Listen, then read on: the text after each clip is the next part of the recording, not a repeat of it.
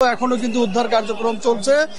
যেমনটি আপনারা দেখেছেন, দুপুর থেকে ফায়ার সার্ভিস, বিমান বাহিনী, সেনাবাহিনী, পুলিশ সহ অন্যান্য যে আইন শৃঙ্খলা বাহিনীর সদস্যরা রয়েছেন তারা কিন্তু এই বিমান দুর্ঘটনার পরই ঘটনাস্থলে এসে উদ্ধার কার্যক্রম পরিচালনা করছেন এবং প্রায় 6 ঘন্টা অতিবাহিত হলে কিন্তু এখনো বিমান দুর্ঘটনার যে ঘটনাস্থল সেখানে আইন শৃঙ্খলা বাহিনীর সদস্যরা কাজ করছেন।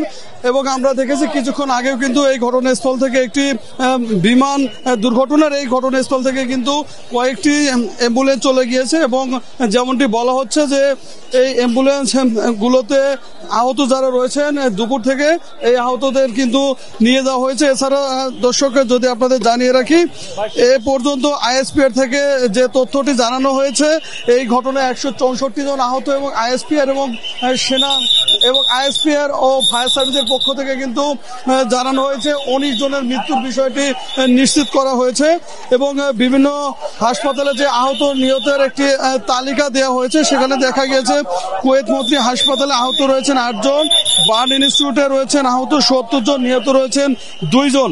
এছাড়া সিএমএস আহত রয়েছেন 14 জন আর নিহত রয়েছেন 11 জন। কুর্মিটোলা জেনারেল হাসপাতালে কিন্তু নিহত 2 জন রয়েছেন। লুবনা জেনারেল হাসপাতাল অ্যান্ড কার্ডিয়াক সেন্টার উত্তরায় আহত 11 জন, নিহত 2 জন। উত্তরা আধুনিক হসপিটালে আহত 60 জন, নিহত 1 জন এবং উত্তরা খ্রিস্টান হাসপাতালে আহত 1 জন এবং সর্বমোট কিন্তু আহত 164 জন এবং 19 জনের মৃত্যুর খবরটি কিন্তু আইএসপিআর এবং ফায়ার সার্ভিস থেকে নিশ্চিত করা হয়েছে। যেমনটি দেখছেন আইন শৃঙ্খলা বাহিনীর সদস্য যারা রয়েছে, এখানকার যে উৎসুক জনতার ভিড় রয়েছে সেই উৎসুক জনতাকে সামাল দিতে কিন্তু আনসার পুলিশ তাদেরকে বেশ বেগ পেতে হয়েছে।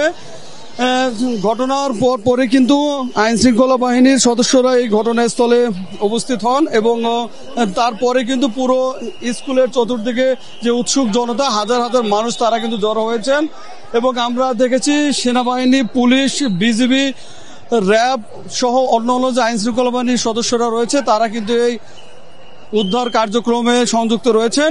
সর্বশেষ বিমান দুর্ঘটনায় আহত নিহতের যে তথ্যটি এটি আজ সন্ধ্যা 7টা পর্যন্ত কিন্তু আইন শৃঙ্খলা বাহিনীর পক্ষ থেকে এই সংখ্যাটি নিশ্চিত করা হয়েছে।